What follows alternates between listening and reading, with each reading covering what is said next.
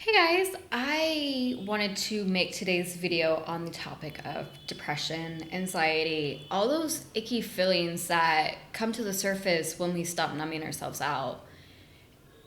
If you're like me and you've gotten sober, you've probably realized that life has these really gnarly ups and downs and these moments in time where it can feel overwhelming.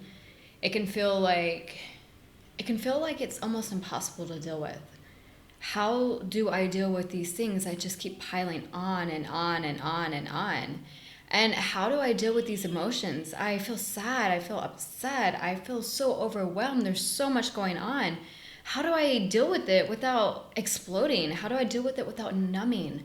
How do I deal with it without using some behavior, some action to make myself feel differently so that I don't have to feel these things?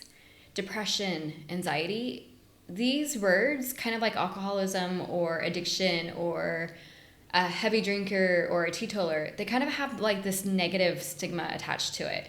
But what I've noticed in a lot of people in sobriety that I talk with and I've gotten to know, and myself especially, is that we stop using our substance of choice or our action of choice. And then we're kind of left with these emotions. And there's no game plan, there's no book telling us how to deal with feeling sad. There's no book telling us how to deal with having these unmanageable feelings and these unmanageable fears and these emotions like just coming at us. We don't know how to deal with them. Yet here we are, we're not numbing. We're facing life and we're trying to better ourselves. So how do we deal with the fact that maybe we're not happy? How do we deal with the fact that maybe we have so much stuff going on in our lives that we're constantly spinning and we don't know how to react to all these things? There's so many emotions and I'm so scared and I'm so anxious or I'm so depressed.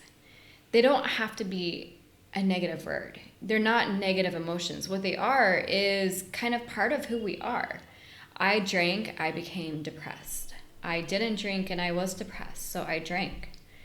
Alcohol is a depressant, so of course after drinking I would get even more depressed, and that's part of why I attempted suicide a few times, is because I was so depressed I didn't see any other option.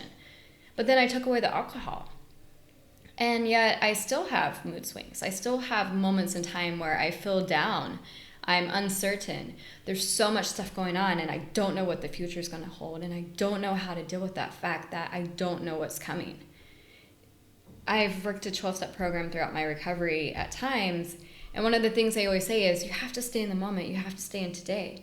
That's great, but what about tomorrow? I'm human. Like, my mind is going to go to the next day. That's my mind.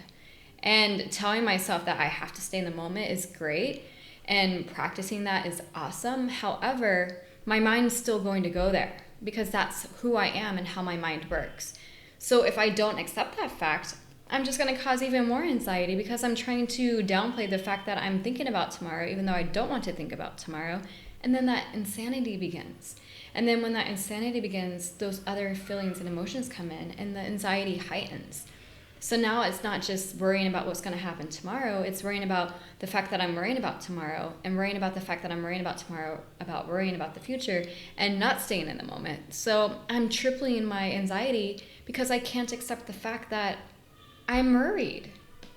And where does depression come in with this? There's moments in time where you just feel sad.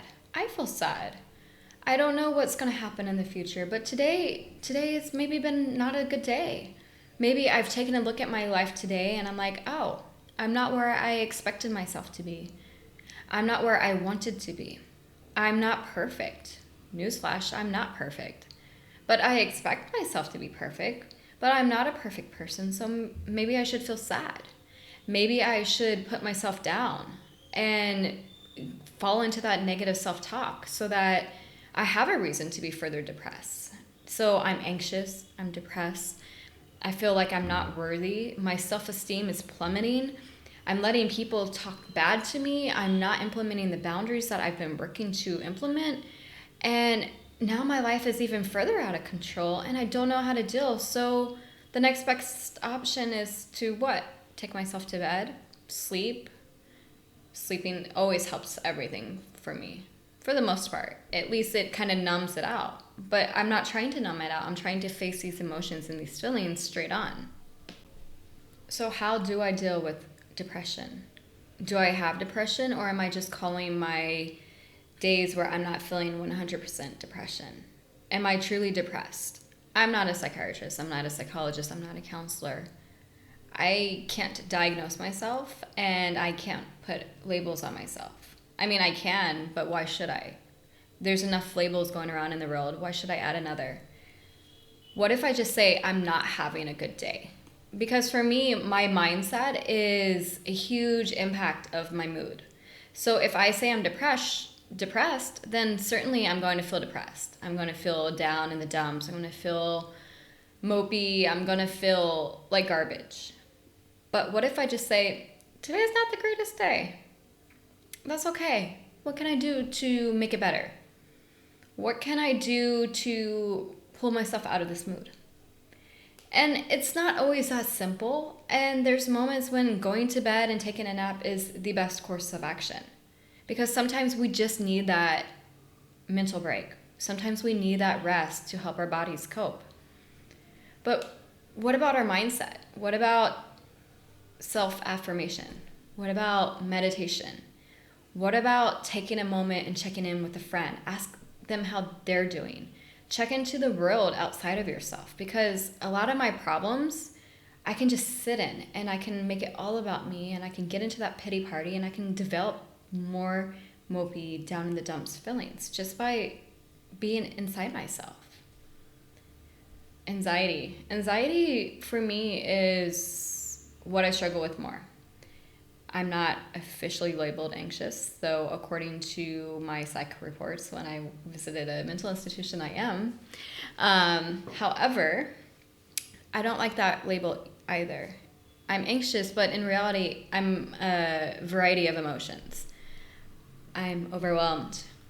There's a lot going on. My life is changing. It's uncertain. I don't know what next year is going to be like. I don't know what's going to happen in my life.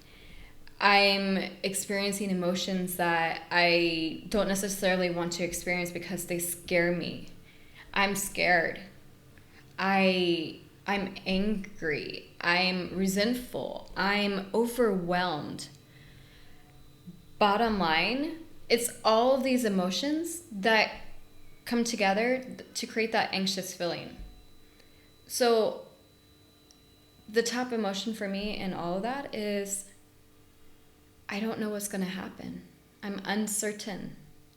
And the uncertainty brings forward all those other things. So yeah, I could try staying in the moment, but it's kind of hard sometimes. So what can I do to help myself through this anxiety, help myself through these feelings, help myself figure things out? I could write, journal, again, checking in with people, getting out of myself, getting out of my own head, being of service, helping somebody, talking to somebody. These things all help me deal with those emotions, because now it's not all about me. It's also about other people. Now I can be of service. So I have a direction. I have something to do. I have a reason. I'm uncertain, but I can write out my uncertainties, and maybe I can make a plan. Maybe the plan won't actually work, but having knowledge, having an idea is better than staying in uncertainty. Bottom line is I have to take action in order to not feel these things. Sometimes that action is taking a nap. Sometimes that action is reaching out to somebody and saying, I'm not okay. And sometimes that action is literally just not drinking, not using drugs, not using a substance, not numbing myself, not using an action. And being okay with that. We have to stop beating ourselves up in order to stay healthy. And that's one of the hardest things to do. So thank you so much for listening, and stay tuned for more videos. Thanks, guys.